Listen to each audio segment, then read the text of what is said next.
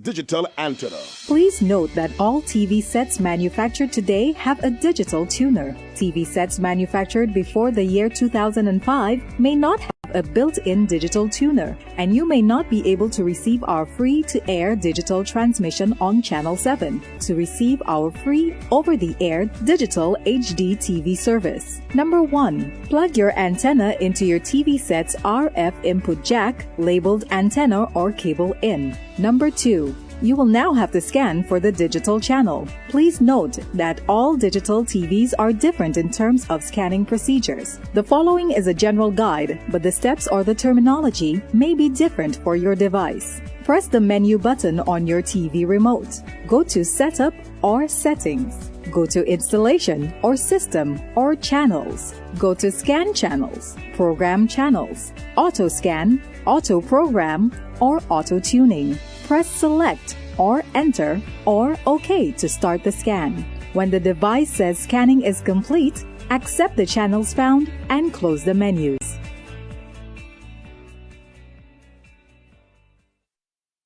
The opinions expressed on this TV program by the hosts, guests, and callers are solely their opinions and responsibility. They do not necessarily represent the views and opinions of Hot 7 TV or its affiliates. Can't take it any longer. Can't take it no more. The people feel so insecure. We gotta tell it like it is, tell it like it is. We don't love how them a live, love how them a live. We gotta make it our business. Our brothers and our sisters, we are being good. We gotta tell it like it is, tell it like it is. We don't love how them a live, love how them a live. A special good evening to each and everyone. Welcome to Like It Is for tonight, 19th May 2025.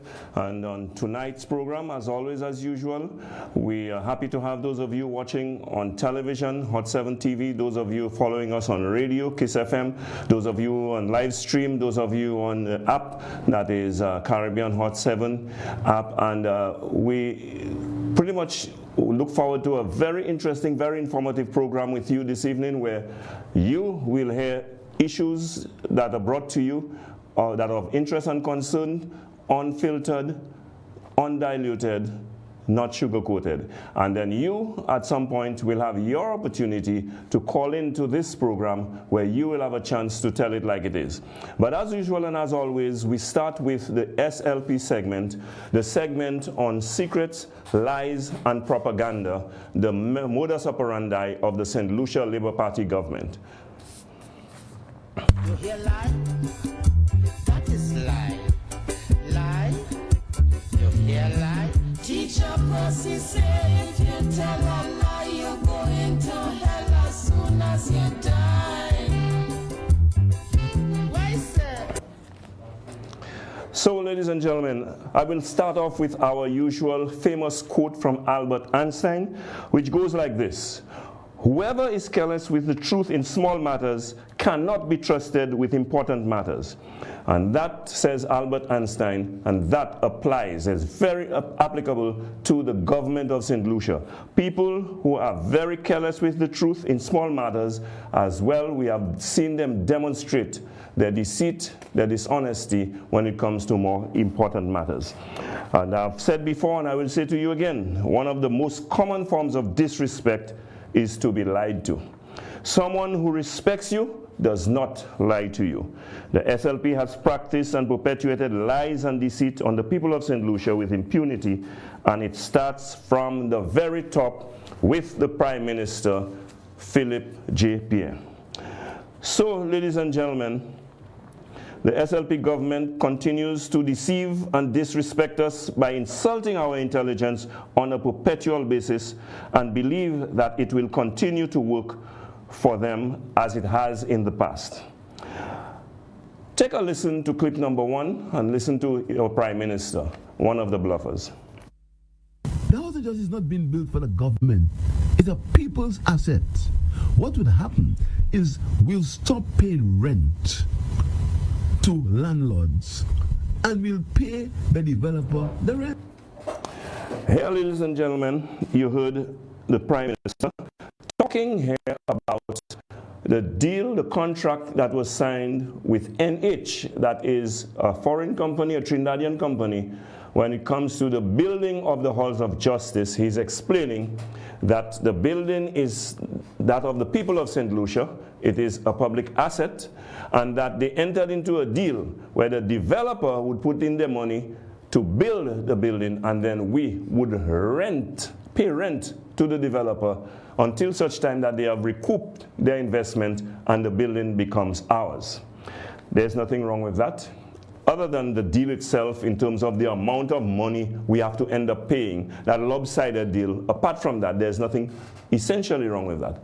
But on a similar situation, when it came to the Mall, the Orange Grove Plaza that we commonly call the Mall, where a similar kind of arrangement was entered into, but during the time of the Alan Chasney administration. Let's hear what Richard Frederick has to say about it.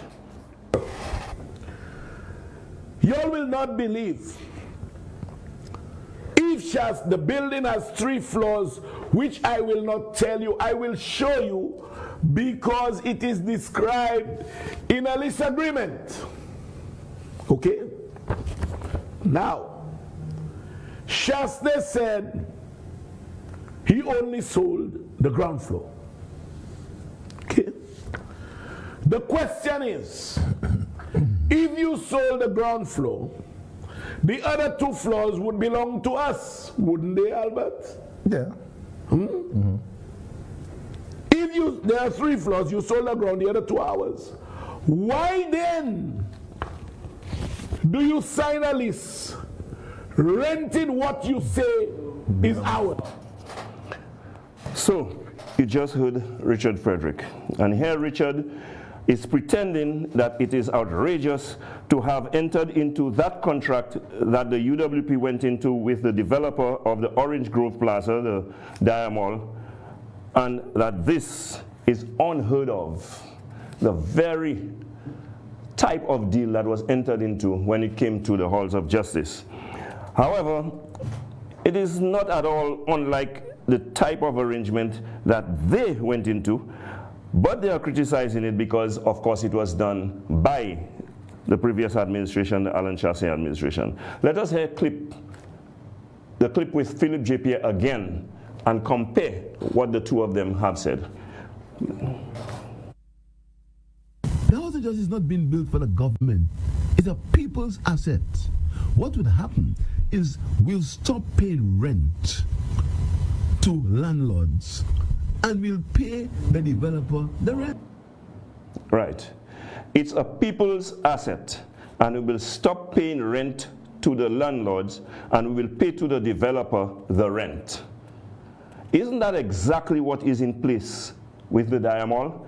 Except, ladies and gentlemen, the fact that the deal with NH was, like I said, lopsided in favor of NH, which reflects on the kind of negotiations that the SLP government has been conducting on our behalf in this country. And I can give you many examples, like the GPH deal and the kind of CIP arrangements that we have with Galaxy and other companies and so on. The SLP government has been contradicting themselves, you know, and of course showing their double standards and hypocrisy. Now, the fact that for the last few years, since the completion of the mall, the Orange Grove Plaza, the Mall, since the completion of the renovation, the SLP government has refused to move into the office spaces on the 2nd floor, where they are entitled to move into, and that they are already, for years now, paying rent. The fact that they have refused to do so just demonstrates how the wastage of taxpayers' money that they engage in on a continuous basis. And it also shows who their commitment is to, because they will not want to move out of the spaces rented from the landlords that were financiers of their campaign. So they have to pay back those people. That is why they have not moved out of their premises, which normally goes on an average of $7 per square foot, to move into the space at the Orange Grove Plaza where they are entitled to, and they are already paying rent for, only that the rent is only $4 a square foot.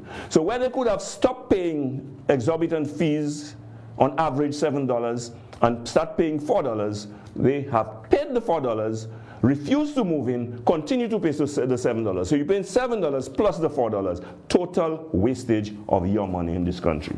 And that is the difference between a Labour Party and a United Workers Party. When you talk about wasting taxpayers' money to suit their interests and their benefit, that is because they want to please their financiers, those people who put big money in their campaign and they expect to continue to put big money in their campaign. That is how disingenuous this SLP government under Philip J. Pierre is, and that is the modus operandi of the Saint Lucia Labour Party government. Then again, it isn't the first, nor will it be the last time that we will see Philip J. Pierre saying one thing while Richard Frederick El Quapo is saying something contradictory to what he is saying, which makes you wonder who is really in control of the SLP government and who is setting the agenda for the SLP government. Take a look at another example where Richard Frederick outrightly contradicts the Prime Minister of St. Lucia, Philip J. Pierre. Does Mr. Claude Emmanuel have legal representation? Of course. Okay, and who is paying the fees and so on? Mr. And that was the wrong clip. Yes.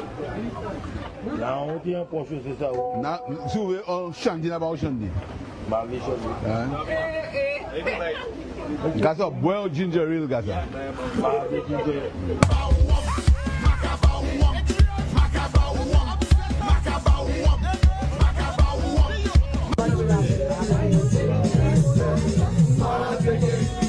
This is a man who was supporting.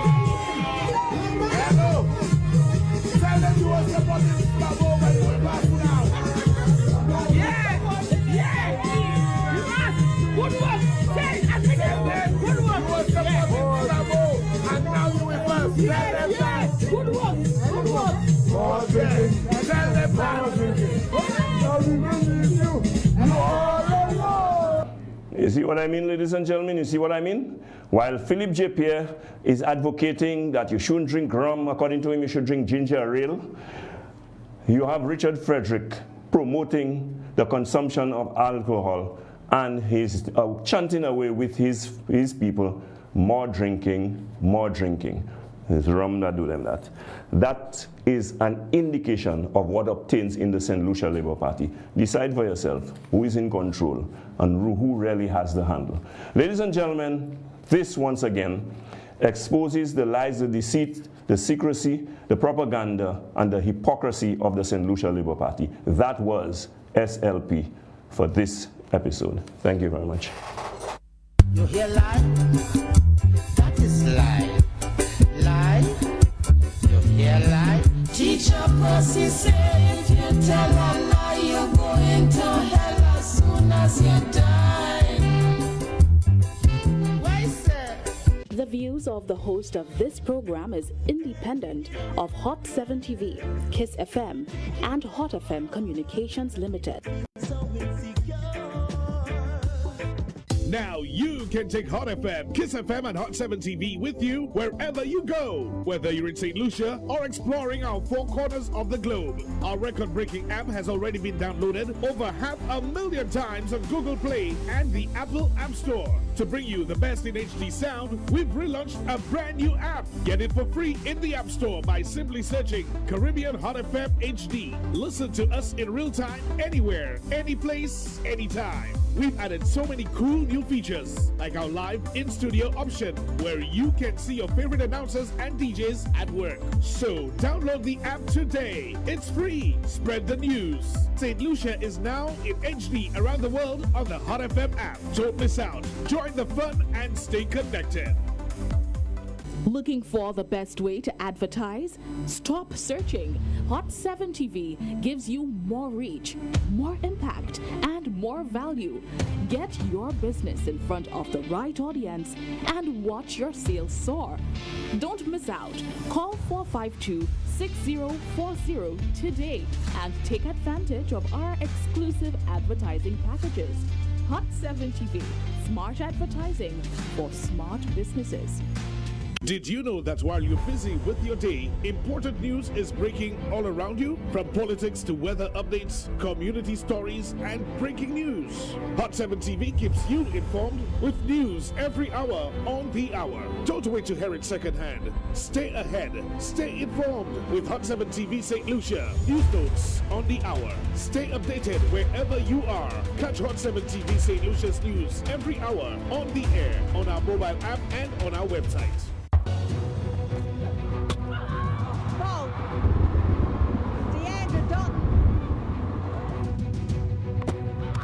Chops on. The feet have gone nowhere, but the ball has found the woodwork.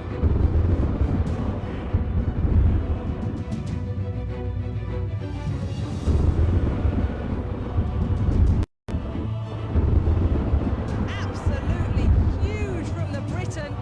It's been coming for a long time. If she's broke that magical 7-meter line.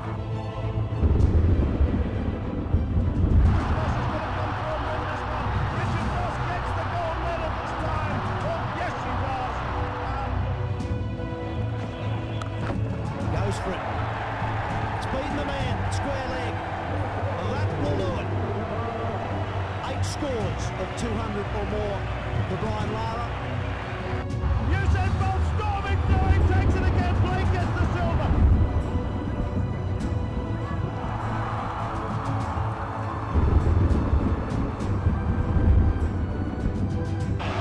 Play of the day for the Heat.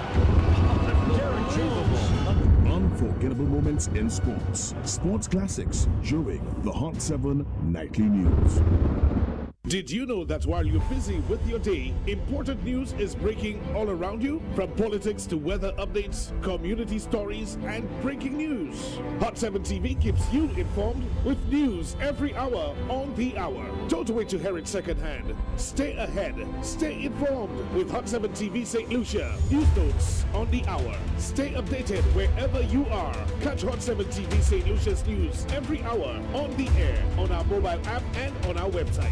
The views of the host of this program is independent of Hot 7 TV, Kiss FM, and Hot FM Communications Limited. So insecure.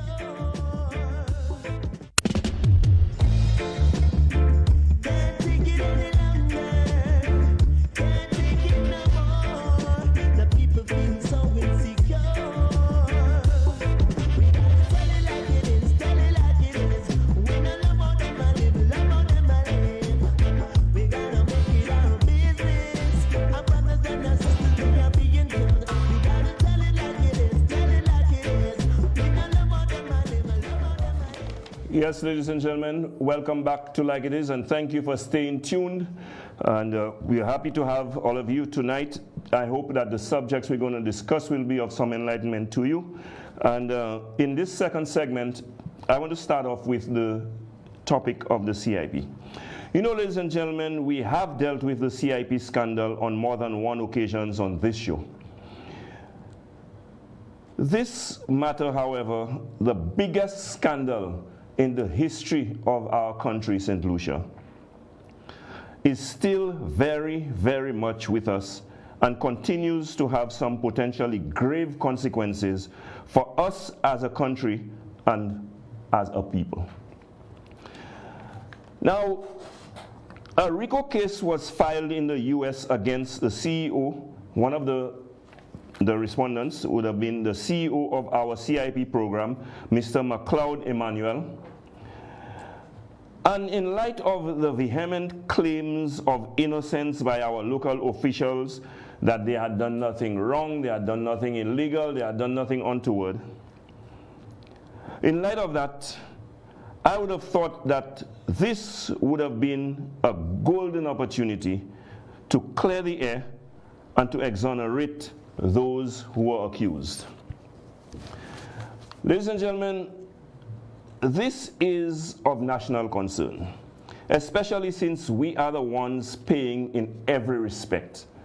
And when I say we are the ones paying in every respect, financially and otherwise, we, the citizens of St. Lucia, are the losers in this scenario. Let me play another clip for you so that you can hear the Prime Minister, in his own words, explain to you his perspective on the RICO case and why you are the ones ultimately in the end paying. Let's listen to the Prime Minister, please, on the next clip. Does Mr. Claude Emmanuel have legal representation? Of course. Okay, and who is paying the fees and so on? Mr. Claude Emmanuel is in the RICO situation as the general manager of the CIP program. He's there in his personal capacity, and his fees have to be paid by the CIP program.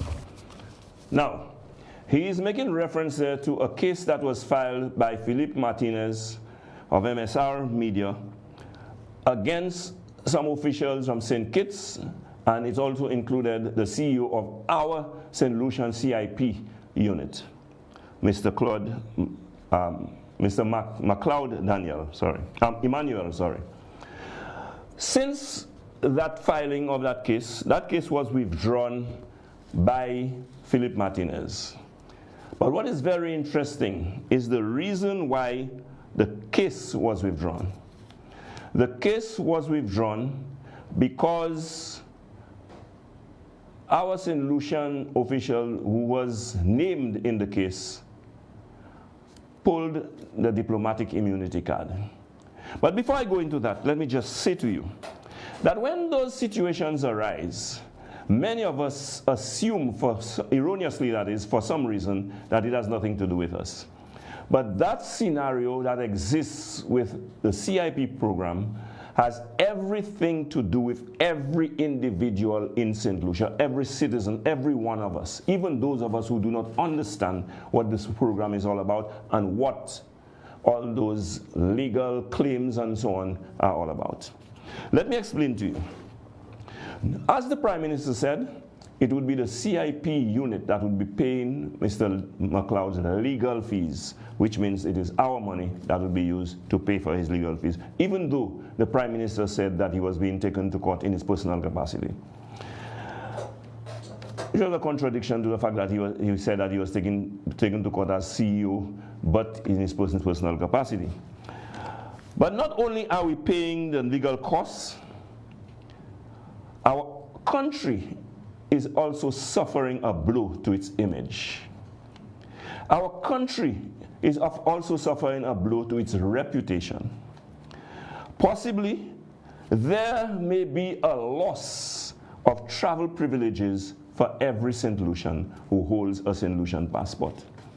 And by that I mean countries like the US, the UK, and the EU countries may very well decide that we are jeopardizing their security, we are engaging in money laundering or facilitating money laundering, and that we are engaging in illegalities, and as such, they can pull the rug under us, given the fact that they know that part of the value of our passport to those foreigners, foreign rich people who are buying our passport, is the fact that it provides them a gateway to those countries by way of easier access to visas and, in some cases, visa waivers. And so, it is also a possible loss of our ability to transact financially on the international market. What do I mean by that? If they suspect and they feel that we are engaging in money laundering and we are compromising the banking system, they may pull the plug on us, which will result in you and I being unable to use credit cards to carry out international transactions. Those of you who do business with Amazon, Shein, and all of that, you will no longer be able to do so as a St. Lucian transacting from St. Lucia.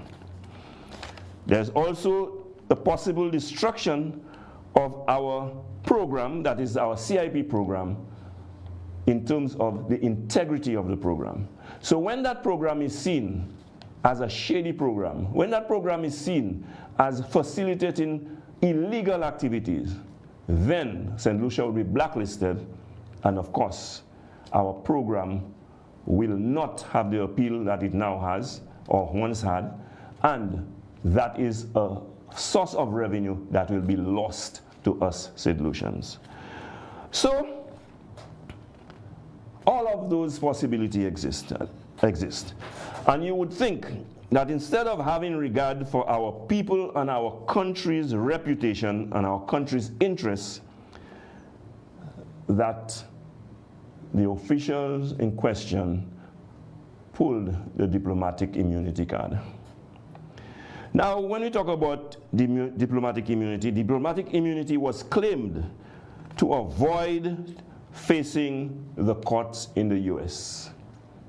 Now, let me explain. For those of you who are not familiar, let me just read to you what diplomatic immunity means.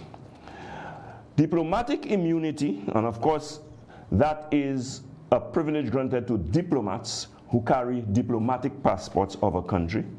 Diplomatic immunity is a principle of international law that shields foreign government officials and staff from the jurisdiction of local courts and other authorities in the host country.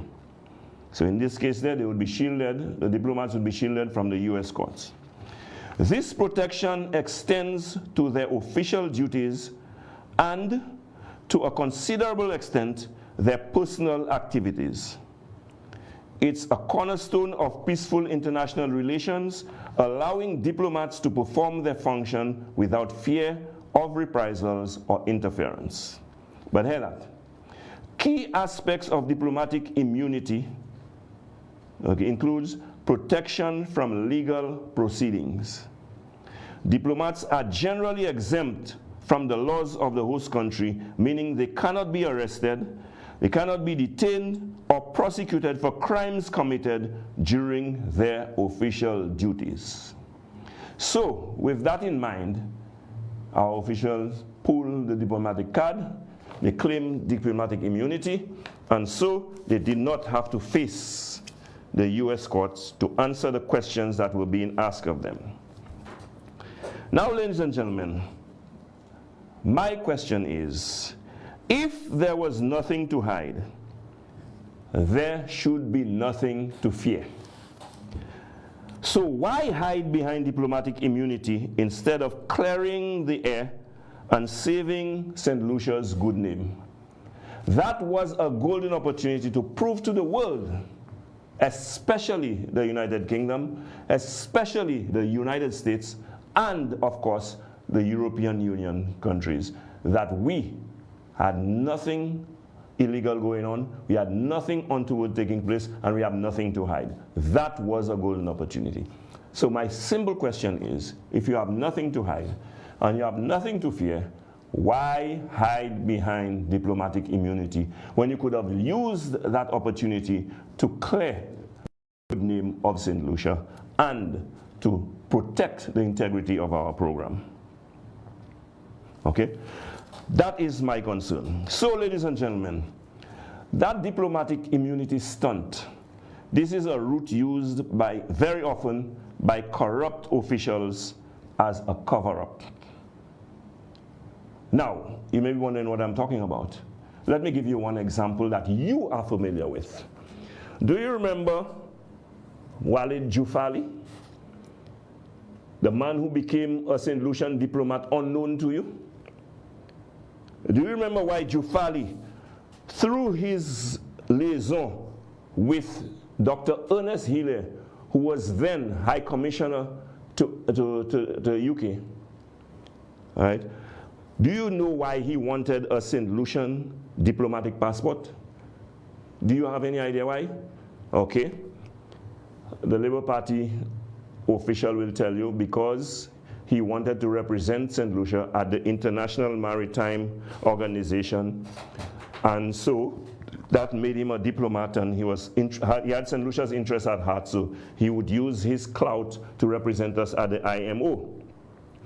But the reality and the truth is that he obtained that diplomatic passport so that he can gain diplomatic immunity to avoid the divorce lawsuit that he faced with his wife, Mrs. Estrada. So since Mrs. Estrada took him to court and he knew that he would possibly stand to lose millions of dollars in settlement, he opted to find himself in the diplomatic immunity through a St. Lucian diplomatic passport that was facilitated by our High Commissioner, Dr. Ernest Healy.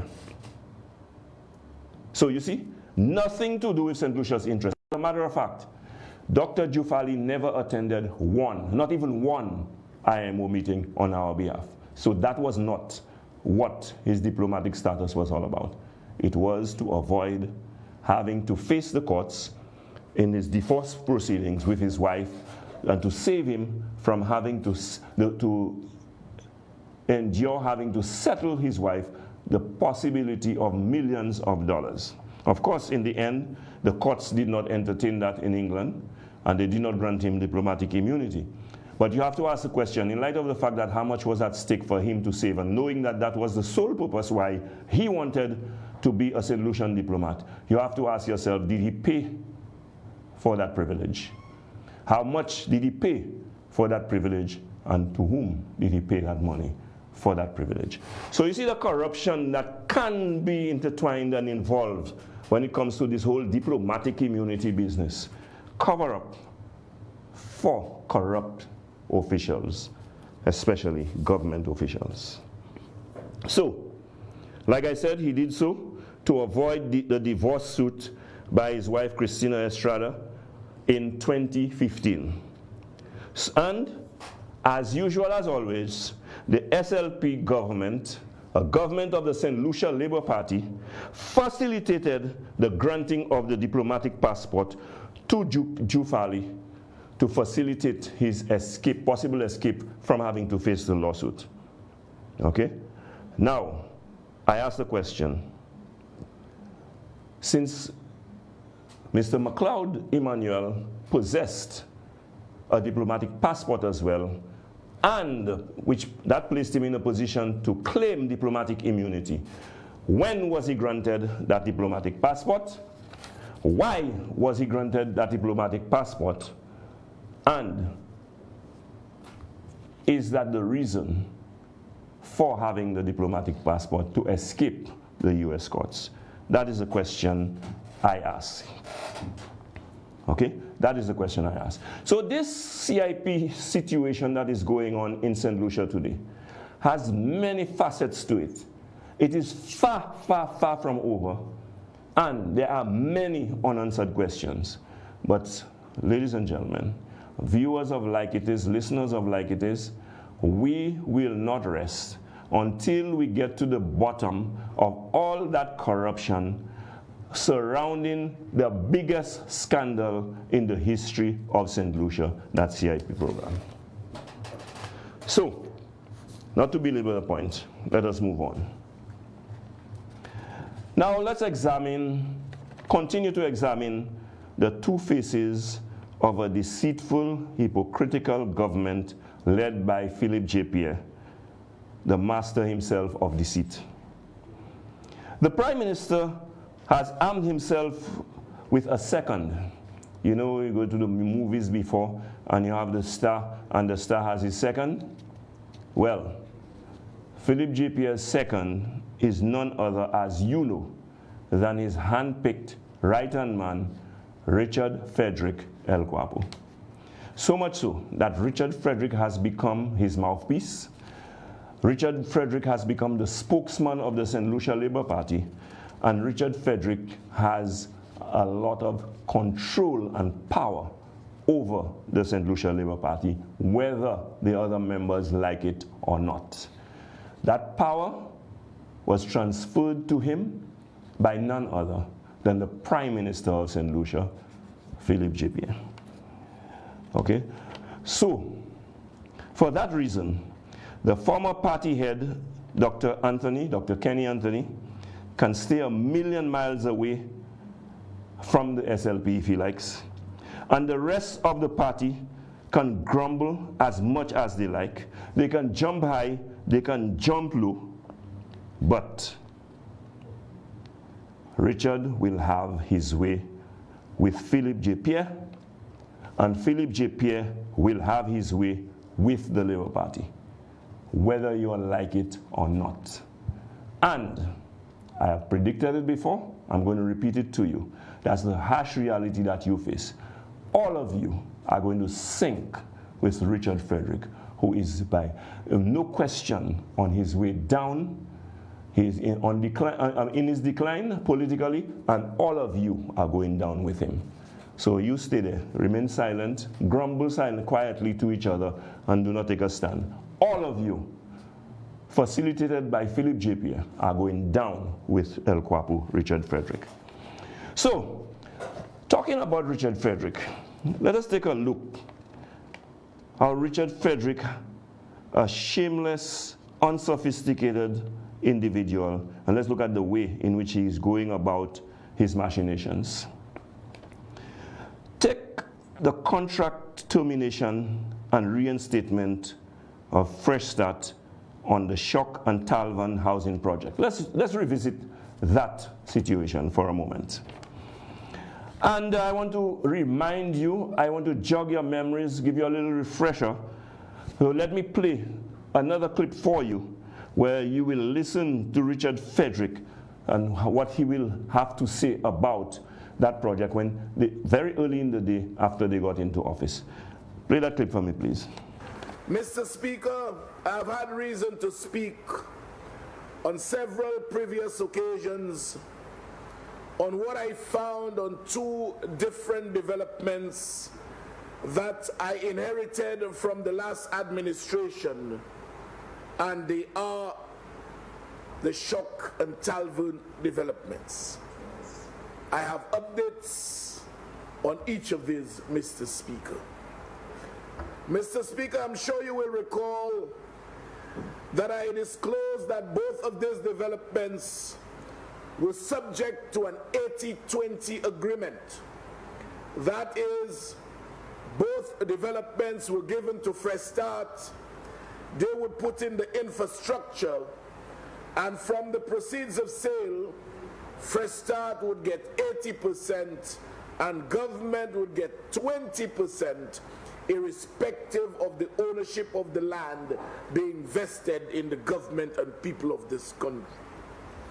That meant, Mr. Speaker, for both developments, for every $1,000, $800 would be that of Fresh Start, and a mere $200 would be that of the government and people of Saint Lucia. As we say colloquially, Mr. Speaker, Sassi on Krevche. Yes, ladies and gentlemen, you just heard Richard Frederick. And I think he ended this clip by saying, Sassi on Krevche. Richard, you know what is a Krevche? The lopsided deal that you all entered into with GPH. That is what a Krevche is. Now, he goes on to justify the termination of the contracts by giving us the reasons. Well, now before that, he went on further and elaborated, and I want you to hear a little more on his argument and his basis for terminating the contract with Fresh Start. Play the other clip for me, please. Well, Mr. Speaker, I am sure you and all others who have heard such an outrageous decision would assume that something is not right, as it does not sound right with those deals. After several meetings, inclusive of the Office of the Attorney General, it was advised, Mr. Speaker, that both of those contracts be terminated for cause. This was done, and both contracts were terminated. A team was engaged, Mr. Speaker, to advise the National Housing Corporation on essentially how to move forward on completion of each of these developments. This was done, and the team, which comprised of Mr. John Peters, Mr. Adrian Dulcie, and Mr. Terence Sinclair, produced extremely comprehensive reports of each of the developments, Mr. Speaker. They are quite voluminous, Mr. Speaker, but from a cursory inspection, one can decipher how comprehensive this Bible is. Mr. Speaker, before I even disclose the more salient findings of that esteemed trio, I need to ask the former Minister of Housing, why was he on that shock development so often? Mr. Speaker, I need to ask him, were the contractors working for him in a personal capacity? You see, Mr. Speaker, every time anyone visited the site, there was a member of staff of the National Housing Corporation who was stationed at the development and would make a note of the visitor. Mr. Speaker, the former minister's name, Guy Joseph, appears so much as a visitor, one needs to ask whether he lived on the development. And that is why, Mr. Speaker, I wait with bated breath.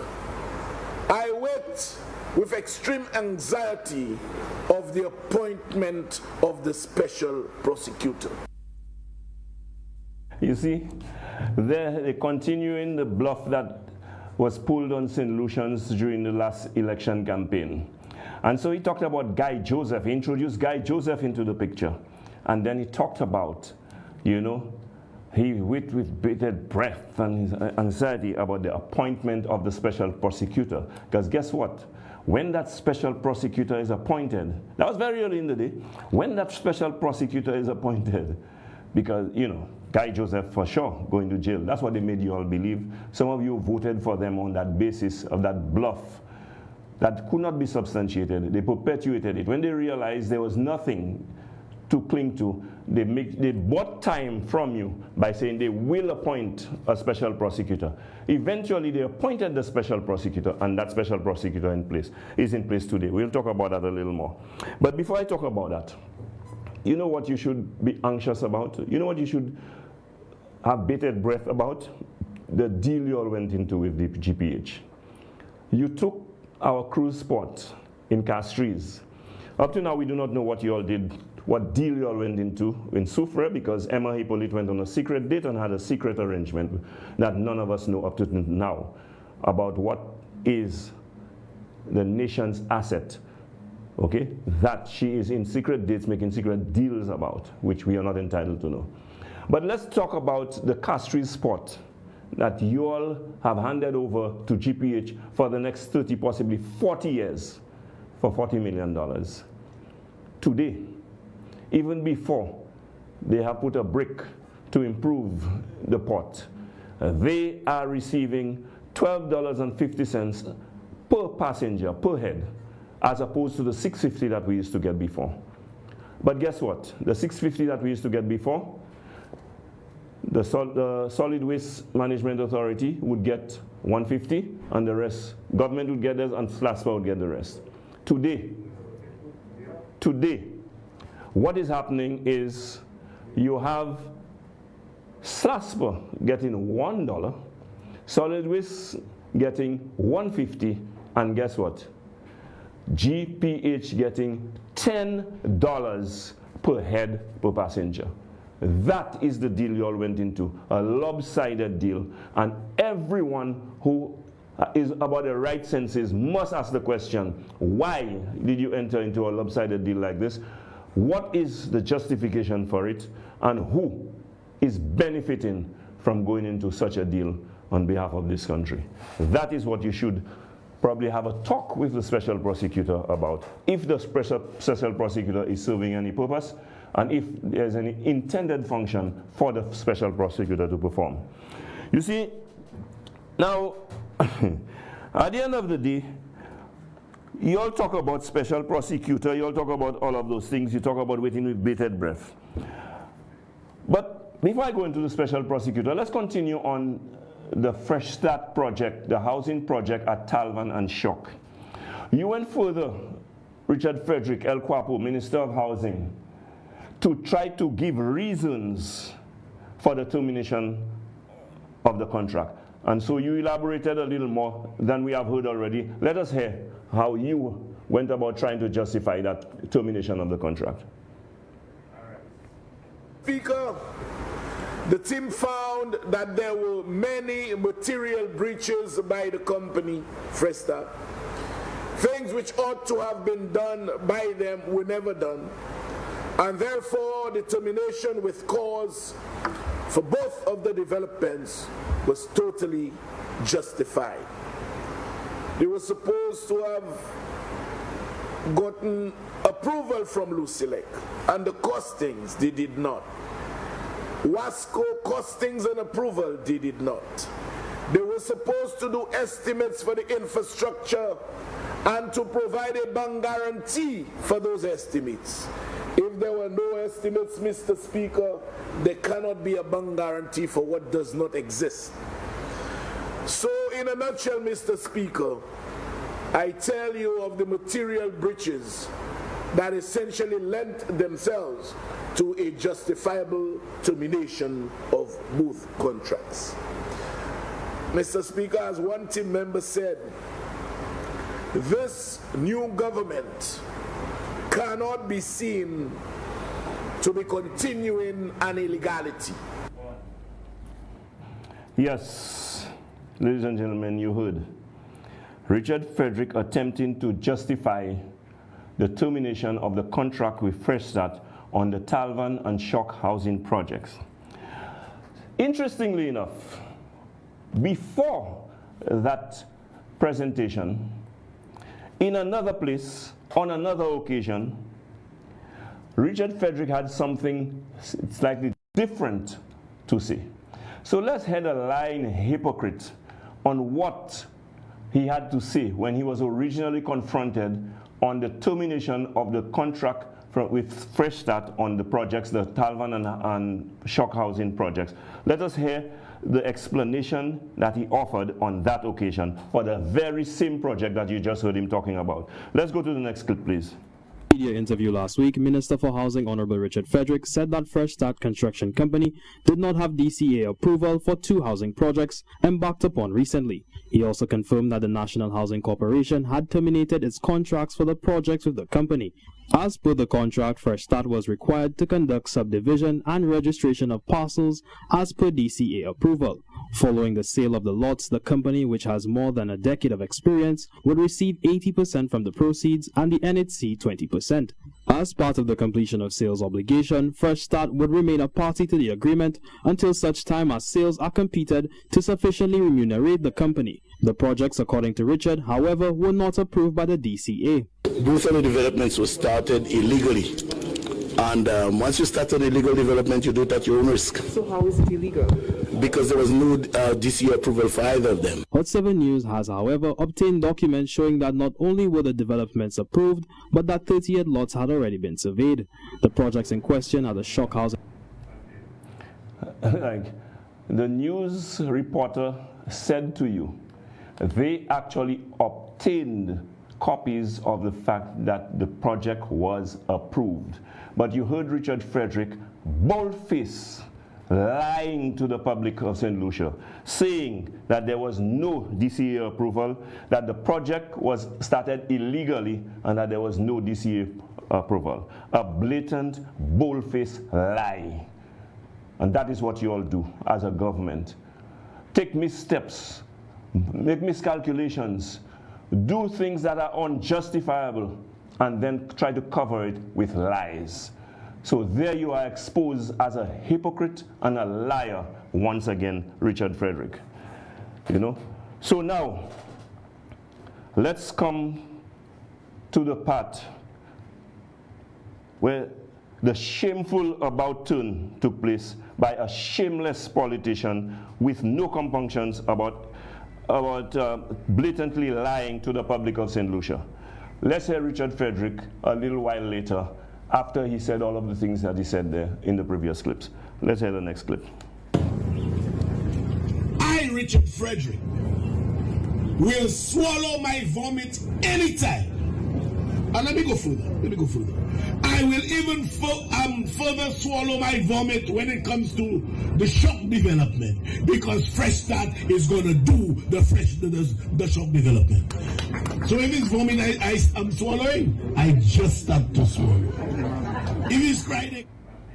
Yes, shameless hypocrite, El Quapo, Richard Frederick. You are a shameless hypocrite, you know, and you didn't only swallow your vomit, but in all of the BS that you tried to feed St. Lucians, okay, in all of the BS that you spewed, you also ate the S in the BS. But then again, that's nothing new for you, you brown noser. That is like you to do what you have been doing, what you have been practicing, and that is just commonplace when it comes to you. So, ladies and gentlemen, on the issue of the special prosecutor, which Richard made mention of, a total bluff. And it is now exposed that that was a total bluff, a lie, to cover up all the false allegations, the false claims, the false accusations that were made against members of the United Workers' Party that had no basis, that could not be substantiated. So when you realize that, and you knew that you were lying all along, you try to continue to fool the populace of St. Lucia by saying, well, you are appointing a special prosecutor who will take up those claims that you were making, and people will go to jail and all that kind of foolishness. Well, it is some time now that you have appointed, a couple of years since you have appointed the special prosecutor. And that special prosecutor has not moved a finger, he has not shifted a pen, he has not done a thing, but he's been paid by the public, by the taxpayer of St. Lucia, as a grade 20. Now let me explain what I mean by that. In the public service, we have from grade 1 up to grade 21. He is at grade 20. Now, he may very well be someone that is being paid a salary that is specific to him, which can mean that he's being paid more than a grade 20. But what I can tell you is that if you are at grade 20, the least that he is expected to receive is almost $10,000 a month basic salary. That does not include perks. Okay? So you, the taxpayer, are paying that gentleman at least close to $10,000 a month as his basic salary, which does not include the perks, such as whatever allowances that he's entitled to. And that money is just being wasted for doing nothing just except to cover a bluff. To cover a bluff. Now, you know, even people you would assume, you would suppose that have some intelligence were taken by that bluff. Because you know, sometimes when people begin to lie, they start believing themselves. So I want you to hear Sheldon Daniel, one of their mouthpieces, what he has to say on the issue of the special prosecutor. Take it away, Sheldon. Say what you have to say. The question I want to ask, why is the UWP not showing itself to be the least bothered about special prosecutor?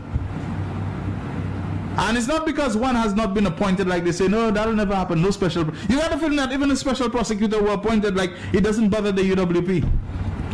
A few years later. Is this special prosecutor? I think that's one we have to just consider to be the one, as in fishing, like they say, the one that got away. I believe this one is the one that got away. I don't think we're going to see the benefit. I don't think we're going to see, you know, the light of day in terms of this one and the expectations of people that were stoked and fired up and generated about it. That'll probably be just one we'll just have to consider, you know. We have to take a loss on that. It's an investment that didn't yield. It's a non-performing asset. It's an idle, you know, stock or whatever it is we want to call it. We just have to consider that. Let's not allow other things that are bread and butter issues, that are everyday issues. People don't eat special prosecutor. Maybe they will not be so riled up about it. But if you see that road project becomes a nightmare, becomes a quagmire, that could be a totally different animal altogether. Yeah, so even Sheldon Daniel was fooled by that bluff. But you know why the UWP was never perturbed, never bothered about that talk about special prosecutor? Because we understood that you all were perpetuating a lie. We understood that it was merely a bluff. And we understood that there was no substance to the foolishness you all were peddling to the St. Lucian public. But now, you all are exposed for what you all are. You shamelessly coming now to talk about, well, why are the UWP so? Well, we are. Because first of all, there was no basis, no justification, no substantiation of the false claims that you all were making about officials of the United Workers' Party. So go eat that. Your bluff is exposed now. You have a special prosecutor there fiddling his fingers behind the desk. And what is worse, the special prosecutor has said anything that happened before his time. I mean, how much a bluff, how much bigger can a bluff be? Anything that happened before his time is out of his jurisdiction. But all of the things they talk about would have been things, if they had happened, would have happened before his time. You see how they have taken you for a ride, St. Lucians? You see how they have taken you for a ride? How they have wasted scarce resources on playing politics with the people of St. Lucia. That is what has been done. That is what has been perpetuated against you.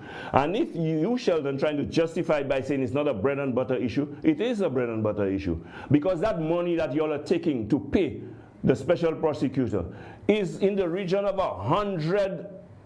I had the exact amount, you know. Okay. More than $100,000 a year. In excess of $100,000 a year. Do you know what that could have done by way of subsidies? Do you know what that could have done by way of social programs? Do you know what that could have done to bring down the cost of some commodities in this country?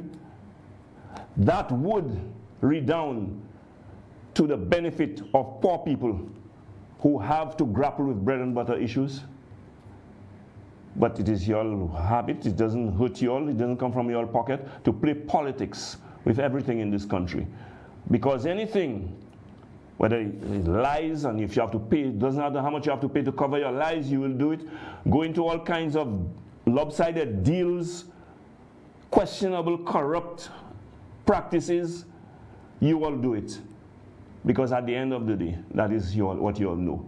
You all are not equipped to run a country. You all never had any plans to do anything positive for this country. You all never had a plan coming into government.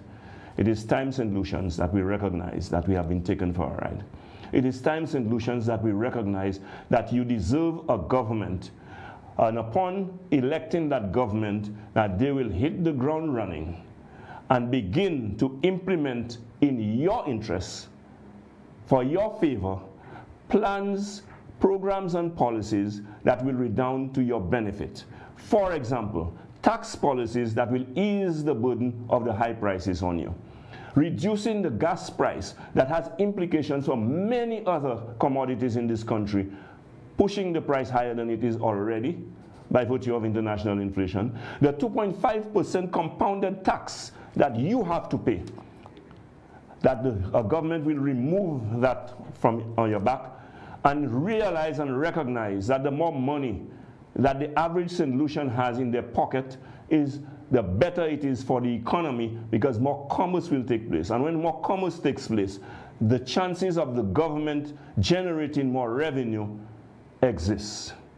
And that is how good governance thrives. That is how a good government makes provision for their people to prosper. And you all have demonstrated that your inability to manage the various institutions of state, to manage the various programs of a national level. And by that I mean, despite the fact that you all have taxed people so extensively, you all have extorted money from the citizens of St. Lucia through high gas prices, through a 2.5% levy, compounded tax. You all have said to us that we were paying for health care, that we were paying for security. And there's nothing worse in this country today than our health care, as stated by the St. Lucia Medical and Dental Association. And there is nothing worse than the crime situation in this country, in terms of security, in terms of people's fear for their lives, as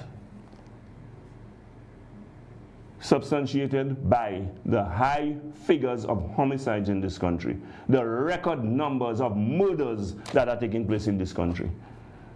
You all have taken our money to make, in the name of healthcare and security, to make those aspects of our lives worse than it has ever been. I've never heard of 77 St. Lucians being murdered in 1 year with absolutely no response, no plausible, sensible, effective response from the government.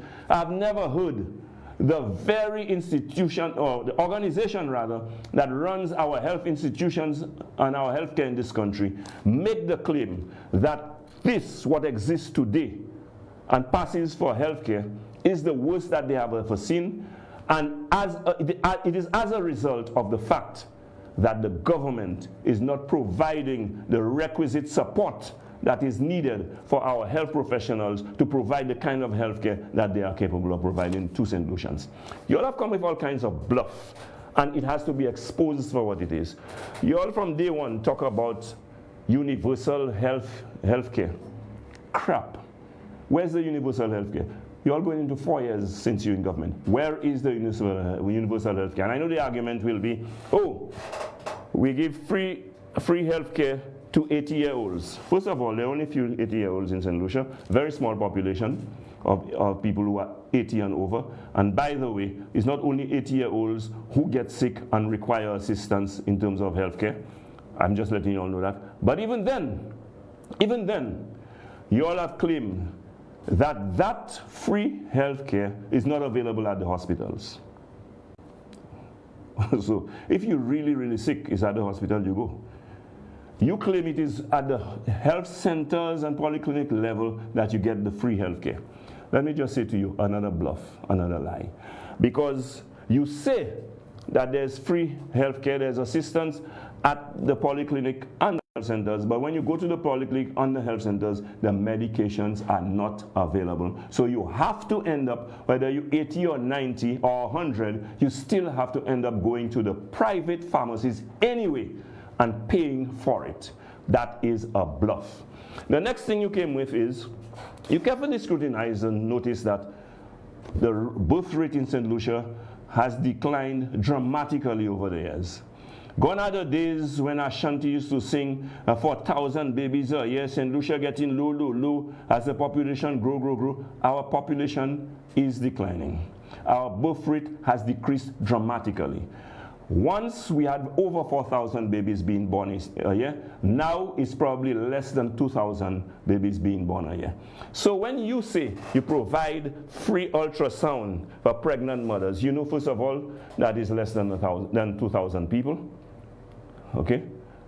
If the service is available. And like I always say, I can invite you to Like It Is and tell you when you get here, you'll get coffee and you'll get tea and you'll get everything. And when you get here, I don't even have water to offer you. So yes, I made the offer, but that was a bluff. Because in the end, you do not get it anyway. So the services are not there in the first place. So we do not get the services. And of late, you all come with all kinds of other gimmicks. You all come with, including snake bites. I mean, can you imagine? You know, you're already taking St. Lucians for granted and taking St. Lucians for fools. You know, what prevalence there is in this country of snake bite? Where they talk about free treatment for snake bites and free medication for snake bites. What snake bite you all talking about? You all fear that king, the snake that is among you all, will bite you all? That's what you all are afraid of? So you're all inoculating yourselves from now, from what is inevitable. A snake is always a snake. And king will turn around and bite you all. He has already begun doing it. Because if you all don't realize it, and I know the UWPs might not be pleased about me saying so now, exposing that at this time, that they would prefer to leave you all to your own devices and see you all self-destruct, but it is the country paying for it. King is sabotaging you all big time. Big time. Check your roads, your road programs. Of course, it is St. Lucians that are suffering, so I'm exposing it. Okay? Because King is doing it deliberately. He knows a better way. Having been a UWP, he knows that there is a better way, and he knows the better way. But you think someone that cannot be trusted in one camp, you can pull him in your camp and he becomes trustworthy? Watch yourselves. I think, Sheldon, you're already picking up on it. But I think it's a little too late, because y'all can't dump him now anyway. And when you see King and Richard ready for y'all, the rest of y'all that think y'all are the ones who are from the core of the SLP, y'all will be sidelined without even realizing it. And like I always say to you, these two gentlemen are in the twilight of their political careers. And all of you are going down with them. I repeat it again.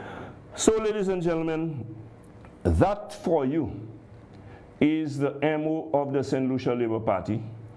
Such is the approach in terms of trying to bluff St. Lucians, fool St. Lucians, and tell St. Lucians nonsense.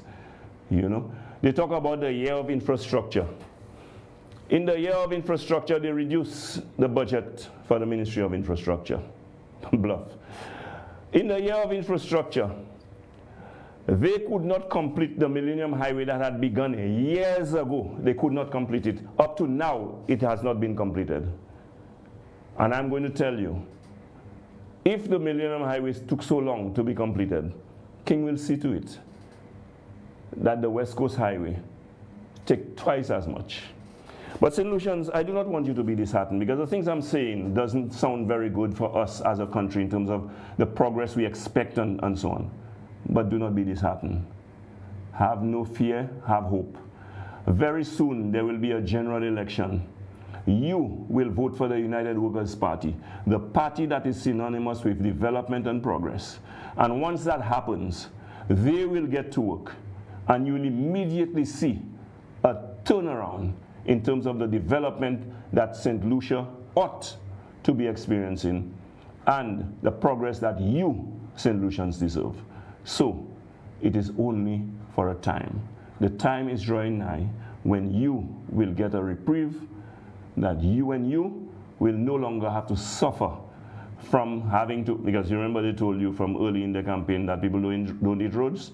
Well, today the roads eating all your money, because you have to buy new tires because of the condition of the roads, you have to buy shocks, you have to buy all kinds of car parts because of the condition of the roads. That will be a thing of the past, because we understand the value of good roads and how it contributes to the advancement and development of the country and the progress of our people. So have no fear. The next thing I want to say to you is all those lopsided deals that are being made with foreign companies, okay, where people seem to be more interested in their personal aggrandizement, in enriching themselves and enriching foreigners for whatever reason, that too will be a thing of the past. You will see a government that will be more open in the transactions that they perform on your behalf, that will follow the law as a government in terms of doing what they're supposed to do. For example, we will ensure that for the 5 years that you will elect the UWP for, that there will be an integrity commission, so that no member can push under the table wealth that are ill-gained, that cannot be explained.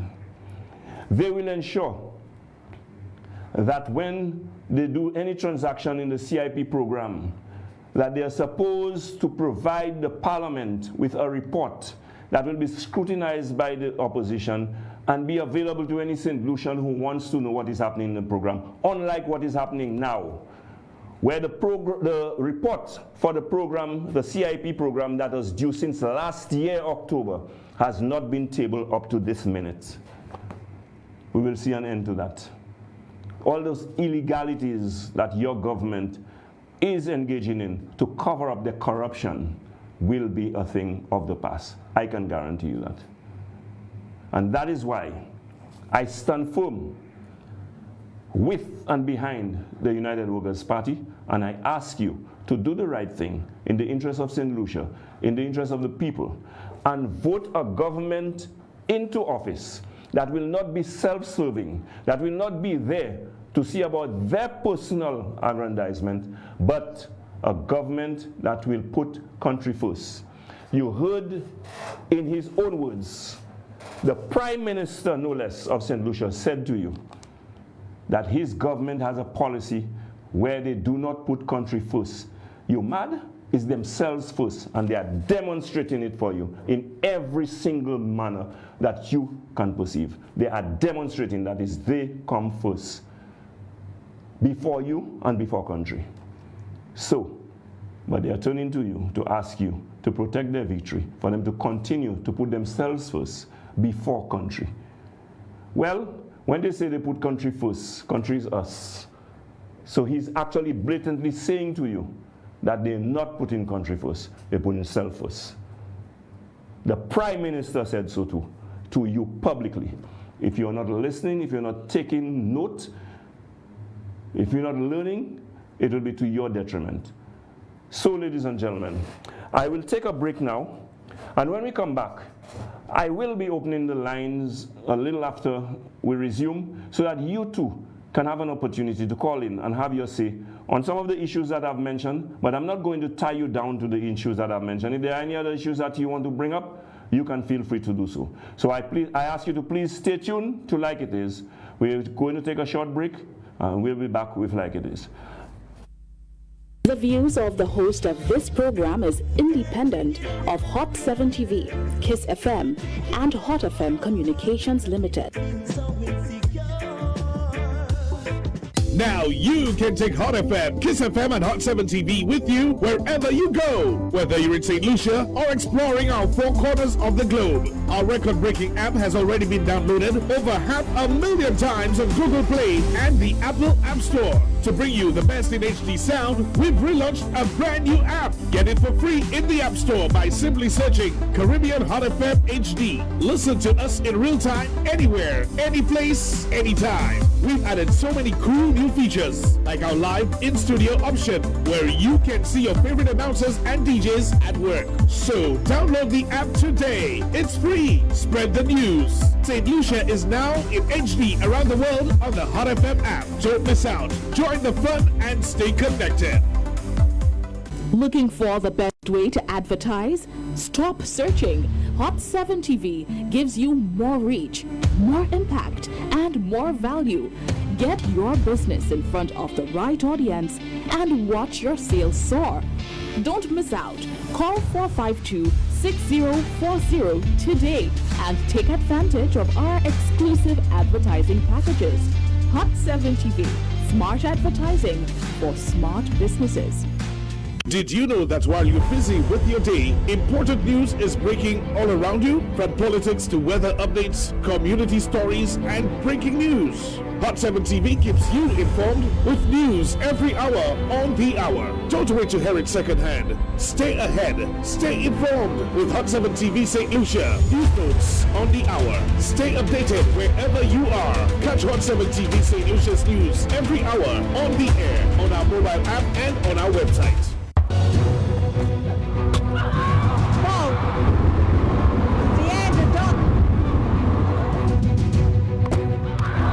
The feeds have gone nowhere, but the ball has found the woodwork.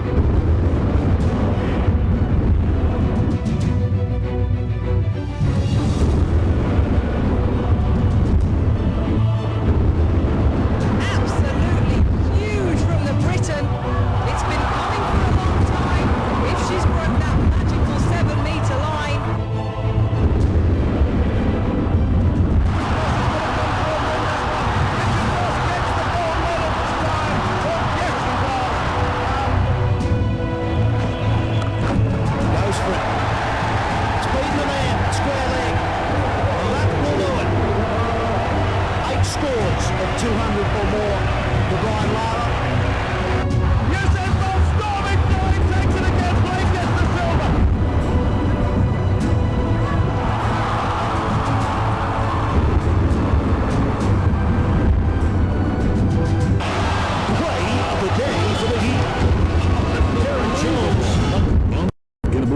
In sports. Sports classics during the Hot 7 Nightly News.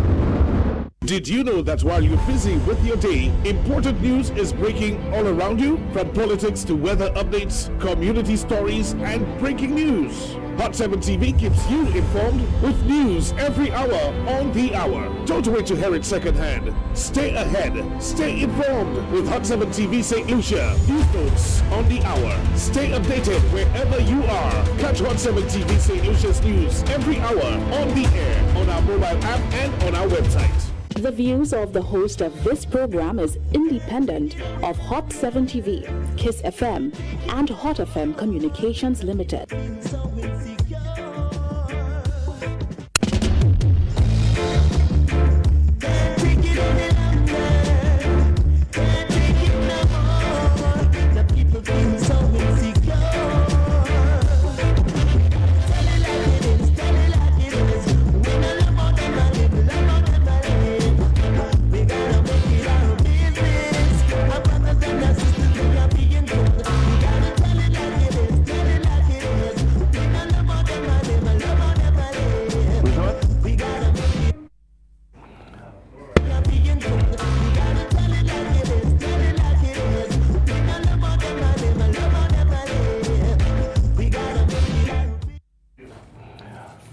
Welcome back, ladies and gentlemen, to Like It Is. Thank you for staying tuned. And in this segment, we will be opening the line shortly so that you too can call in and have your say and make your contribution to Like It Is. But before we do that, I have a little matter that I want to deal with. Now, I have to revisit El Guapo. Now, Richard, here's an English lesson for you. Since you think so highly of your ability to speak the English language, you said during your show that I'm an idiot and that you're more intelligent than Alan Chasney and myself put together. And that was prompted by the fact that I corrected you when you misused a word, when you referred to the budget as being magnanimous, and I indicated to you that's a misuse of the word, and that in that context, the word was incorrectly used. That seemed to have incensed you, and so you went on a tirade talking about how much of a command you have of the English language, and how much you can speak the English language, and how you're better than I am, and all that kind of thing. Now, let me just say to you that I recognize that none of us, if any, very few of us, if any, are perfect when it comes to the English language. I will never claim to be perfect. I recognize that I will or may from time to time make mistakes, and I'm humble enough to accept correction if and when that happens and someone corrects me. But in your arrogance, in your pomposity, you felt offended that I corrected you. And you claimed that, you started boasting about your proficiency in the English language. Well, let me give you a wake-up call. And I know that you have been corrected about something that you said in your last show. But I will still provide you with a short lesson on the English language. That one is coming from the person you call an idiot and the person you claim to be far more intelligent than. So Richard, here goes. First of all, given the claim that you made, I would have hoped that your presentations would reflect the assertions that you have made. How great, how proficient you are. I would have hoped that your presentations would reflect that. Well, unfortunately, Richard, it does not. And that is why they say self-praise is no recommendation. And patting yourself on the back is an exercise in futility. Have you ever heard anyone tell you that you're intelligent, Richard? You saying it to yourself. Maybe you might have second thoughts about that after this brief lesson in the English language. First of all, let's play the clip where let's first hear the faux pas that Richard Frederick made while boasting of how great he is as a speaker. I will do a makeup show at some point to ensure that, I keep you up to speed with the recent transpirations that happens within our 238 square mile rock. You just heard Richard Frederick make a big faux pas. I know you're not aware of it, Richard, but I will bring it to your attention. And there's another person who has corrected you.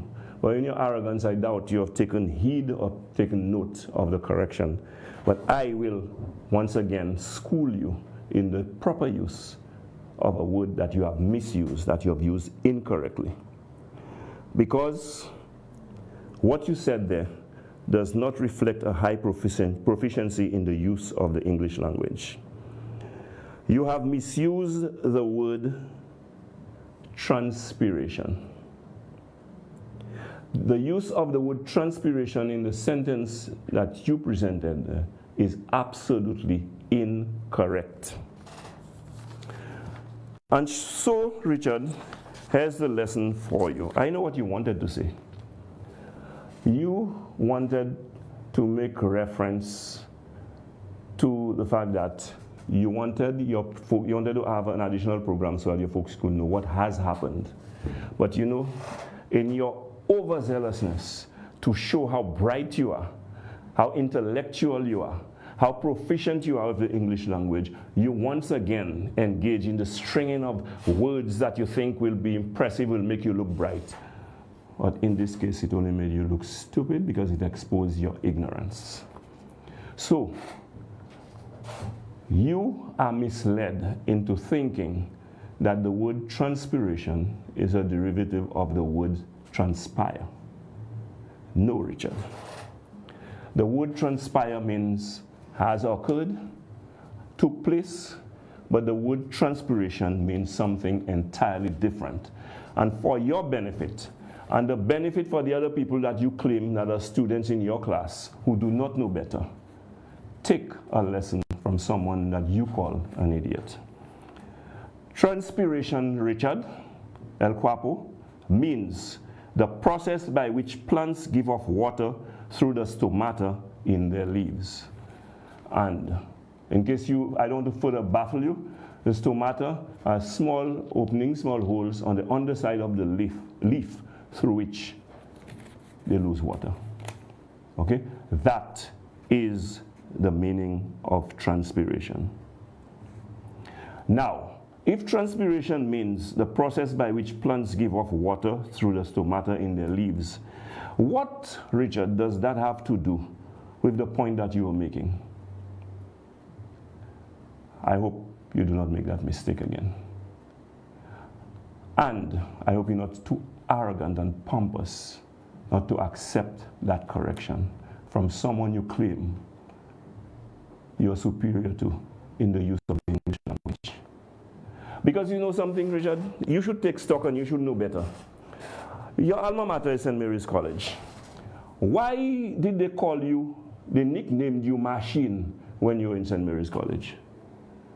Richard, it's because you could not even pronounce the word machine. They called you Machine. And even now, you have difficulty pronouncing certain words, but you want to boast about how much of a great speaker you are and so on. You cannot even pronounce the name Peter, my Christian name. I heard you the other day trying to pronounce the name Peter, and here you went, Peter, Peter. You cannot even say Peter. Okay? You need to practice the proper use of words and proper pronunciation before you can assert that you are proficient in the English language and that you are a great speaker of English. Don't fool yourself. You have a lot to learn. And from time to time, I'll be magnanimous in lending you a hand. And I hope you're not too arrogant to take a lesson from someone you consider to be an idiot. If you continue, you'll soon find out who is the idiot. So, Richard, that was my generosity to you. unlike it is, we tell it like it is. Do not misuse the word in that manner anymore. You could have simply say, you are going to have an extra show to tell your listeners and viewers what has happened in the past, and the message would have been communicated. But no, you have to go and show off and try to use big words that you don't even know the proper use of. Okay? The word transpiration is not a derivative from the word transpire. You have used the word incorrectly, you have used the word wrongly. Thank you. Now, ladies and gentlemen, I want to now give my viewers and listeners an opportunity to make their contribution to the program like it is. It will be remiss of me if, after what we have discussed tonight, you do not get a chance for you to tell it like it is. So, ladies and gentlemen, viewers and listeners, you can call into this show. The landline is 4500777, and WhatsApp is 284-3499. Let me give you the numbers once again. The landline is 4500777, and WhatsApp, it is 284-3499. The lines are now open. Feel free to call to make your contribution. Do we have any call online? No, we don't as yet. I have quite a number of messages on WhatsApp. One says, "Good night, Spider. The issue about the special prosecutor is a bread and butter issue because the money is coming from taxpayers' pockets. That money could have provided employment for at least 5 to 6 young people. That money could have gone into health care to provide medication for the poor. Spider, I am glad that you are exposing their lies." It goes further to say, they say free ultrasound for pregnant mothers. The Soufre Hospital has the equipment which Herod ensured was procured, but it is not in operation. There is nobody to operate it. That's the kind of bluff. They tell you they're giving it to you, but it is not available to you.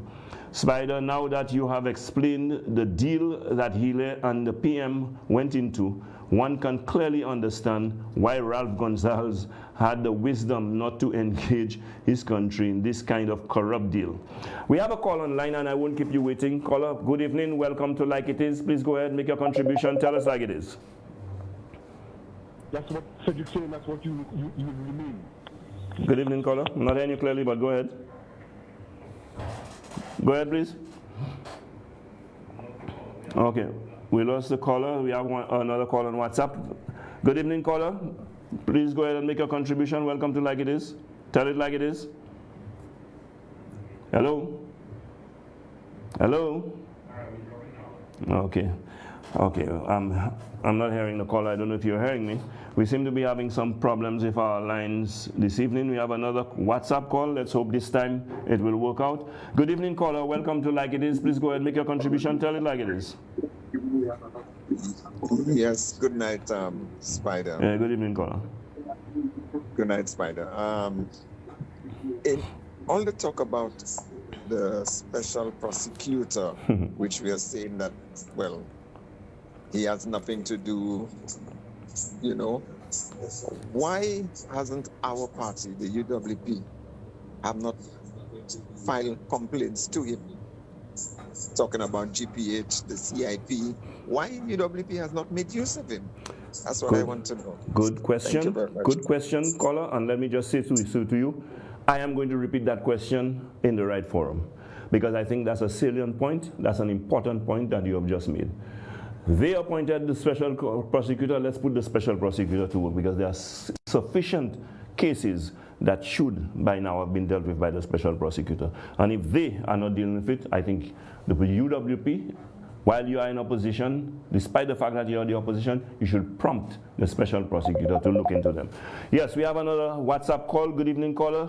Welcome to Like It Is. Please go ahead and make your contribution. Tell it like it is. Good evening, Mr. Montoute. Good evening.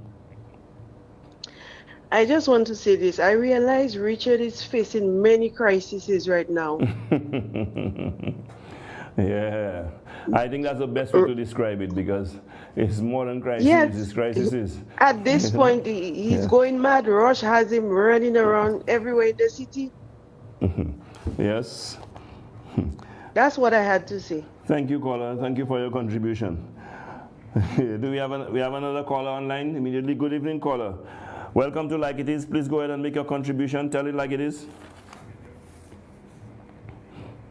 Hello? Yeah, how you doing? Yeah, not too bad. What's the confusion that's brewing up in the UWP, camp right now? What is the? A few months ago, I heard your Mr. Shastley say that there's trouble in the camp. It's not all well in the camp. You heard the Honorable Shastley say that there was trouble in the camp? Yes. Where did he say that, and to whom did he say that? He said that on the media. Pardon? He said that on the media. Okay, you know what I do? I usually produce clips, produce documents to substantiate that. I've never heard that, and I do not know that what you're saying there to be true. Have you realized that a lot of people have left your camp already? No, I've not realized that. I realize a lot of people have joined our camp, and let me substantiate what I just said there. Yeah, but I looked at. Hold on. You asked me a question. Let me answer you. You asked me a question. Allow me to answer you. Yeah. I was saying, on the contrary, many people have joined our camp. That is not true. I am answering you, so could you please give me a patient hearing so I can answer you? So much so that when the UWP put out, I don't know if they put out a notice to say they were looking for candidates, in most constituencies they got multiple applications for candidacy. In the end, they ended up with at least, so far, 12 new candidates. 12.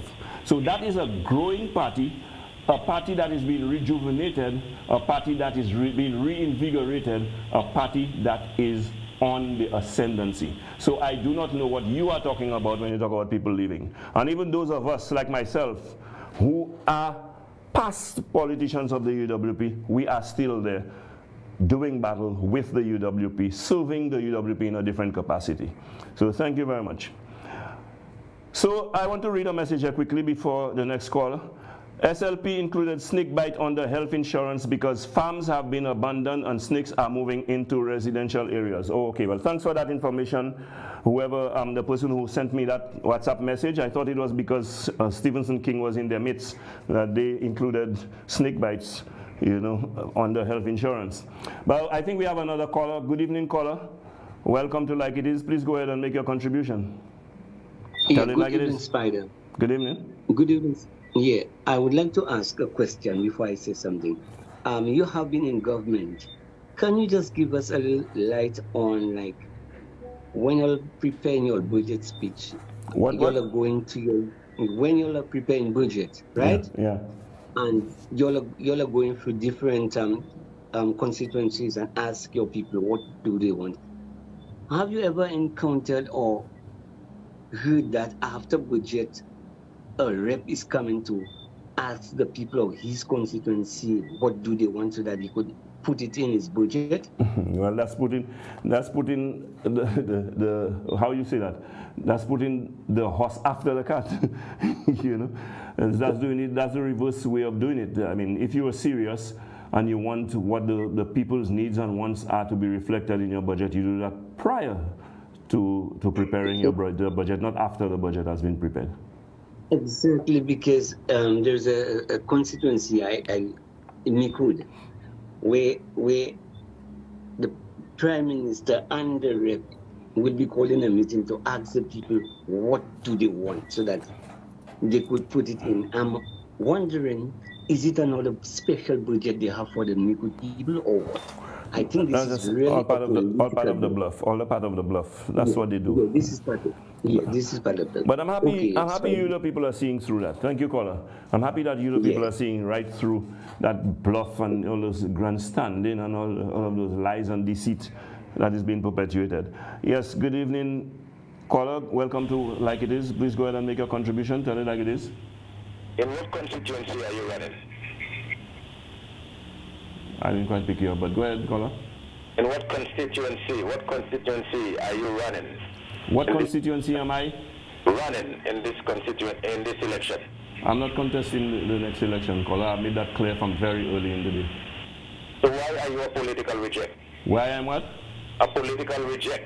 Why am what? A political reject. You heard me? What? I'm not hearing what you're saying. Could you? Am I political reject, you said? Yeah, why are you a political reject? Why am I a political reject? Yeah. Well, I'm not a political reject, my friend. I'm a Saint Lucian citizen who have political interest and concern about what is happening in my country. I know you do not like some of what I'm saying, but what I would like you to do, hold on, what I'd like you to do is to challenge what it is that I'm saying, rather than come with that foolishness that I'm not going to engage you about what you are, because you know what you are. For you, the way you speak tells me what you are. But let's forget about that. Challenge what it is I'm saying.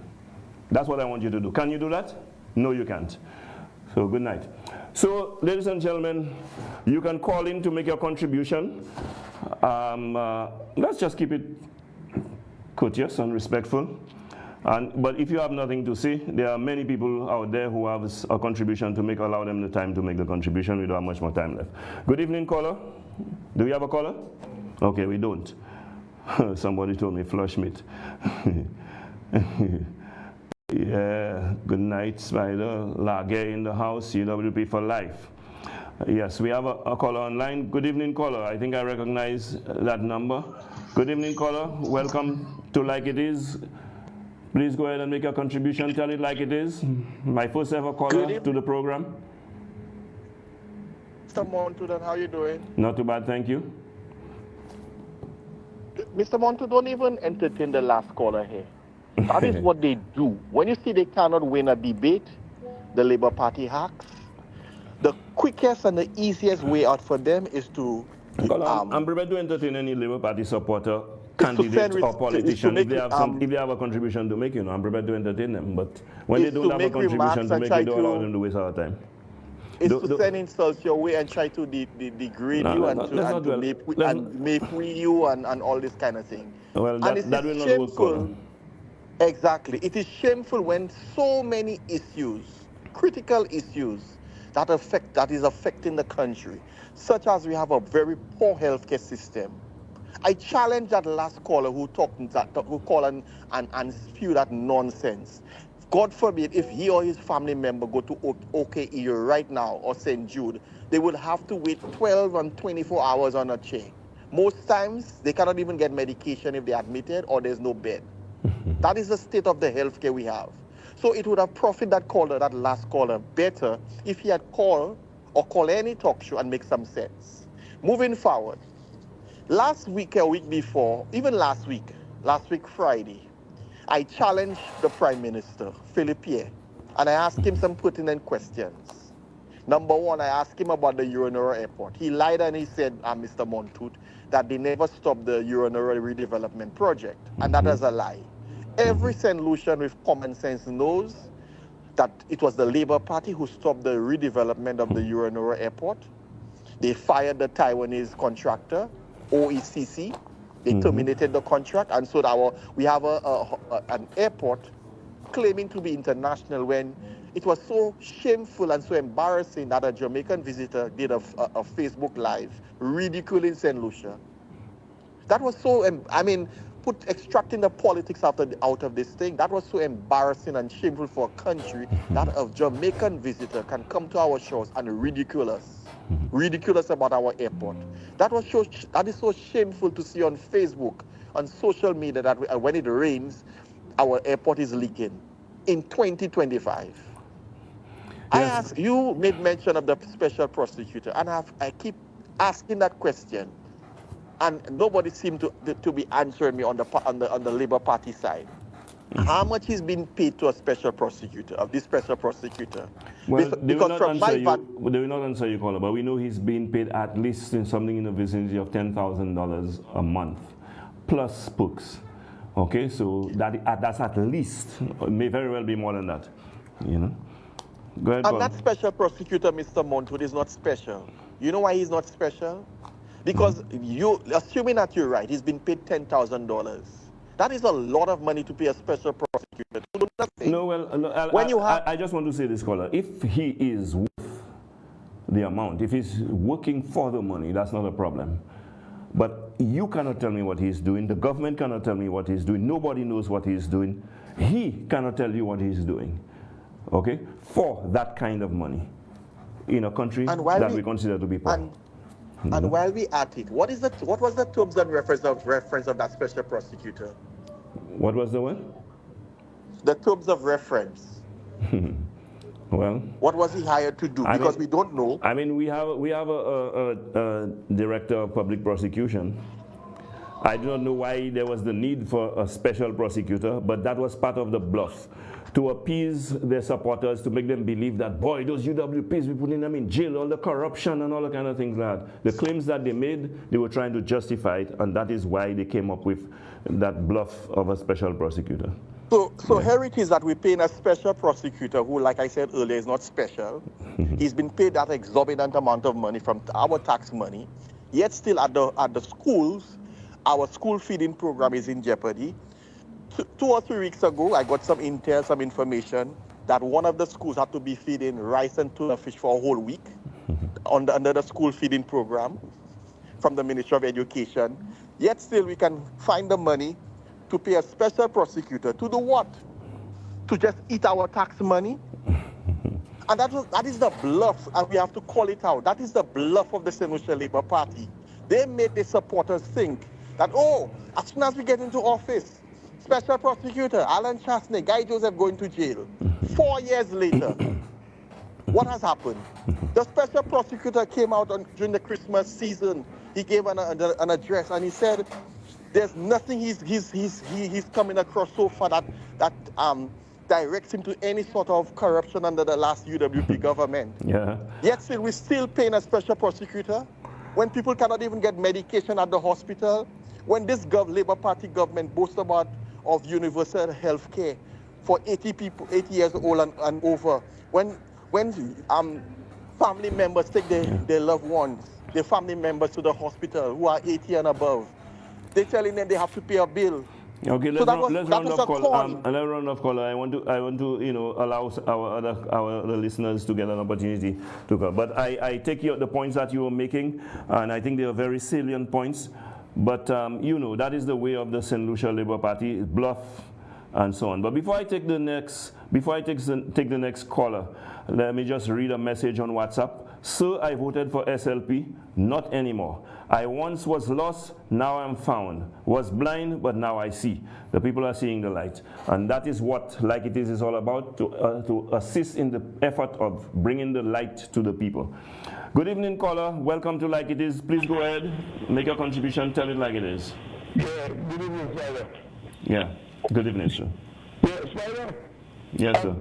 Answering the caller before the last caller that talked the nonsense, Spider, let him know that you have never claimed diplomatic immunity for no corruption mentioned against you. Tell him to know that you have never tried your best to not to stand in front of a judge in a case in Saint Lucia. Tell him that you have never at any time your name has been called in corruption, and you have not given a detailed breakdown of the $80 million to repair cricket grounds that cost $20 million to build. Tell him that your name has never been called, where government has given you $10 million to repair dilapidated houses in the country, and you have never given an account of the $10 million. Tell him that your name has never been called, where Juvali give you money, okay, to build a diabetic center or whatever it is, and you cannot give an account. Tell him that your name has never been called, that you have joint account and you have denied that you don't have joint account when you have joint account. Tell him that you have never stolen any vehicle from England and bring those in Lucia without any document. Tell the caller that say nonsense, Spider. Your name has never been called in none of the things I have said there. Thank you very much, Spider. Thank you very much, caller. And they know it too. I mean, they have conducted investigations about me. Unfortunately, they never produced the results of those investigations. You know why? Because exactly what you say there is the case. And so I am not hindered, I am not hampered, I am not threatened, I am not deterred. I will do what I have to do because I will speak out, because I can speak out. And nothing and no one will stop me from doing that. And I am here to tell the truth, to shed the light, and to put it to the people like it is. Good evening, caller. I see you. We have a WhatsApp call here. Good evening to you. I recognize that number. Welcome to Like It Is. Please go ahead and make your contribution. Tell it like it is. Good night, Mr. Spider. Good night, sir. How are you? I'm fine, thank you. This is your humble servant, Peter Chico. I thought so. Good evening to you, sir. Welcome to the program. Yeah. Yes. I heard you spoke about the special prosecutor. That's right. You know, one of the things that came out with the special prosecutor, when I filed these cases, I guess I called the bluff of the government. In that the government campaigned on a notion that they were appointing a special prosecutor to go after Mr. Guy Joseph and Mr. Alan Shastley. Could you just hold for me 1 second, please? You're quoting from a certain letter. Now, because of who you are, I want to put a copy of that letter on the screen so that people don't believe I'm just letting you come and talk mensonge on my program. So, could you all put up that letter? Thank you very much. Go ahead and make your point. I don't want anybody to question me after you've said what you said as to the veracity of what you said. All right. Go ahead. So if you go through the letter speaks to a number of complaints. I did file 5 complaints. The 5 complaints were filed, one against the Prime Minister, Mr. Philippe Pierre, one against the Attorney General, Mr. Leslie Mondesi, one against the Speaker of the House, Mr. Claudius Francis, another against the Comptroller of Customs, Mr. Sherman Emmanuel, and the 5th one against Dr. Ernest Hilaire. Right. However, in preparation of these files, all the necessary documentation and information had been attached and presented. So I presented all the documentation, and I received the document. I received a letter from the special prosecutor. Right. And what did he say to you? Pardon me? And what did he say to you? I received a letter from the special prosecutor indicating that more information was required. So that letter came in to me on September 18th. One second. Let me just verify the number that I'm giving, the date I'm giving. The letter, the first letter was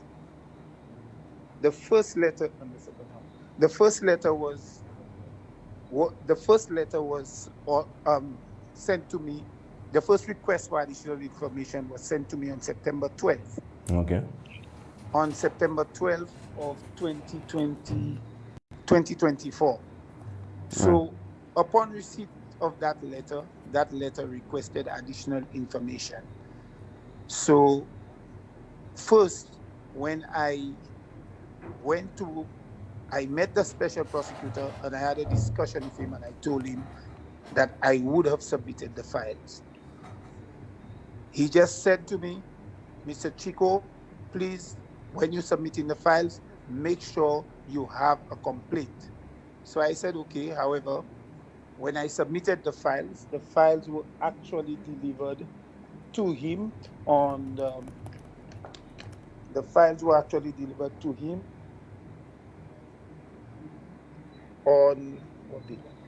9th of September.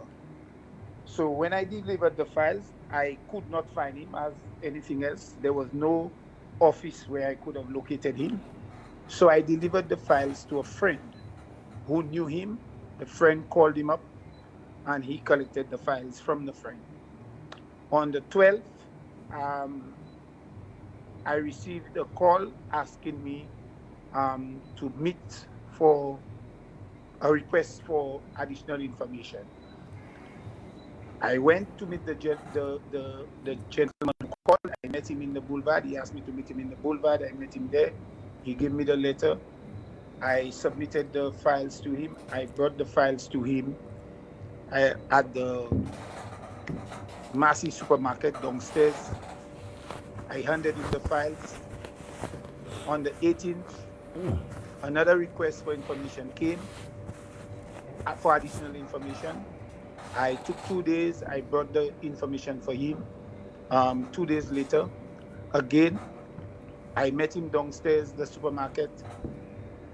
He handed me an envelope. I met him the same place. I handed him the information he requested.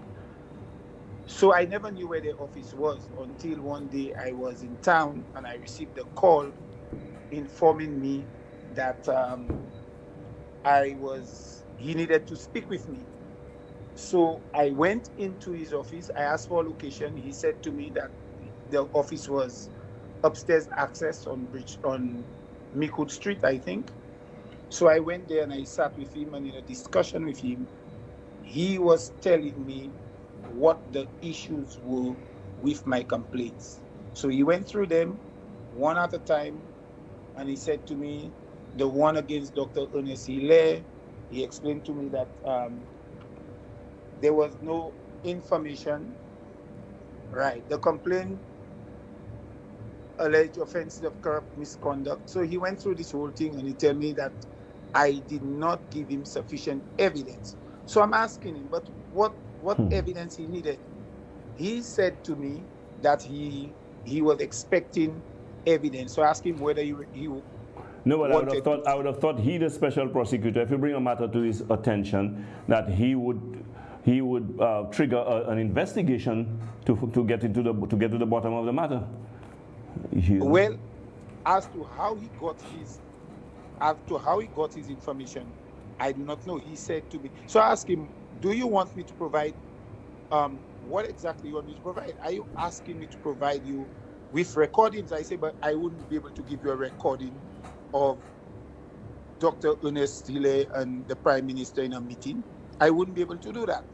So he said, "Oh, well, there was not sufficient information." So I said, "Okay."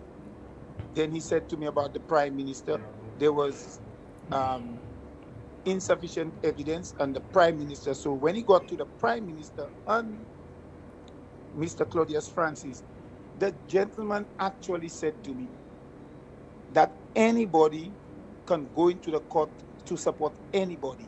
And there was no evidence that the gentleman, the Prime Minister, or the Speaker of the House went to the court in order to prejudice the decision of the court. So I said to him, but he made a statement when he walked out of the court. He made a statement to the media indicating that he came to see justice happen and he's happy that justice happened. So if you're saying to me that anybody could come into the court, he said the Prime Minister could come to support his friend. So where does that leave us? Well, you understand? That just tells you how they think, how they operate, and they don't understand the very principles that they advocate. The separation of powers. How could a Prime Minister go to a court and make the statement that he was there to ensure that justice was done? That means you are influencing the court, and that is interference. Exactly. Yeah. But when he came to the... let's try to wrap it up quickly because I just want to get a couple more callers. Yeah. When he came to the Attorney General, he said that the Attorney General himself, the matter merited further investigation. But he never said to me who would continue the investigation or who would refer the investigation. However, I had submitted all of the letters. He indicated to me that the Attorney General, he requested some information from the Attorney General. And based on the information, the Attorney General is claiming that he provided representation. But I am going to make available the letters, the 3 letters that I wrote to the Attorney General requesting legal advice and representation, and as well identifying the conflict of interest he found himself in. So if you're saying to me the Attorney General and the Comptroller of Customs could have met to resolve that matter in the best interest of the state has gone to the dogs. That's what I could say about that. All right. So that is the issue I had with the special prosecutor. Okay. So in fact, there has been approaches made to the special prosecutor to look into matters which he has not done. You know. So well, that's unfortunate. That is very unfortunate, and I'm not sure how many matters were referred to him. I'm still waiting to hear him talk, make a decision on another matter. Okay. But thanks for your time, Mr. All right, thank you very much for calling. That was Peter Chico, the United Workers' Party candidate for Castries East, and I want to publicly say, sir, that I wish you the best of luck and success in the upcoming general elections. So I want to read a message related to this. Spider, please remind the public that the appointment of the special prosecutor was for the SLP because by his own admission, he has no jurisdiction over matters prior to his appointment. So it's for the SLP. Let's see, because it won't surprise me if they are the ones who become victims of the special prosecutor. We have a caller online on WhatsApp. That is good evening, caller. Welcome to Like It Is. Please go ahead and make a contribution. Tell it like it is. I think that might be our final caller. I hope. Hi, good evening, Spider. Hi, good evening. Yes. Okay. The last caller alluded to what I wanted to speak about, and that is the special prosecutor. What concerns me about this whole thing, and listening to the contribution of the last caller, it appears to me the special prosecutor has no room to rest his head. He picks up documents by Marcy, the Boulevard, all kinds of things. This doesn't sound like a professional working in a professional environment. And what concerns me, Spider, is that this man is being paid taxpayers' dollars, and I am positive that it's no little salary. So I just want to, what I'm concerned about is what kind of recompense does the country have for such a fraudulent appointment? Because this guy is doing nothing. And from also the contribution of the last caller, this guy is not upholding anything against the current government. Well, he throws it out as something that's not viable. Unfortunately, caller, the only recourse that we have as a people is to ensure that we make the people who are responsible for this pay. Come the next general election at the polls, we speak loudly of our disapproval and disappointment in that kind of action, and we make them pay for it by removing them from office and ensuring that we put a government that will be working more in the interest and for the benefit of the people of Saint Lucia. Yeah. Can we take one more call? Yeah, we can take one. Okay, I think we can take one more call before we end. Good evening, caller. We don't have one yet. Well, if we don't have one yet, I think we'll start the wrapping up process. I just want to say that I think we had a very interesting, very enlightening program tonight. I want to thank all of you who tuned in, those of you who are listening via radio, those of you who are following us or joined us via live stream, those of you watching on television. I just want to thank you very much, and all of you who called in and made your contribution, I want to thank you for that. And please continue to tune in to Like It Is, because next Monday we will be here again, bringing more truth to light, bringing more of the matters that are of interest and concern to you. And I want you to not just hear me, but act on the information that you have, do the right thing, and ensure that your actions are in the interest of your country. Remember, ladies and gentlemen, going forward, yellow is the code. And if you are truly interested in the sustenance, survival, progress, and development of your country, you will, at the next poll, ensure that you vote for the United Workers' Party candidate for your constituency, because it is about time that the extreme level of corruption that we are seeing, the lies, the deceit, and the bluff, and the abuse of office that is taking place be brought to an end in this country. I want to thank you once again, and I want to bid all of you a special good night. See you again next Monday for another episode in the program Like It Is. Thank you very much, and good night. God bless you.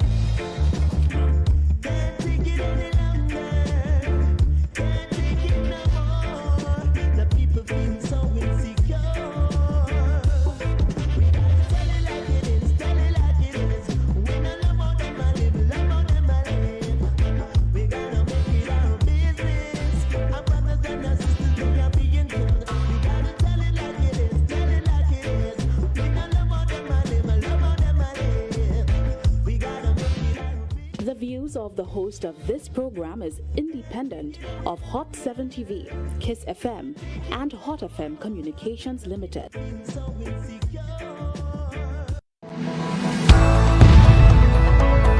Hot 7 TV is the rising star.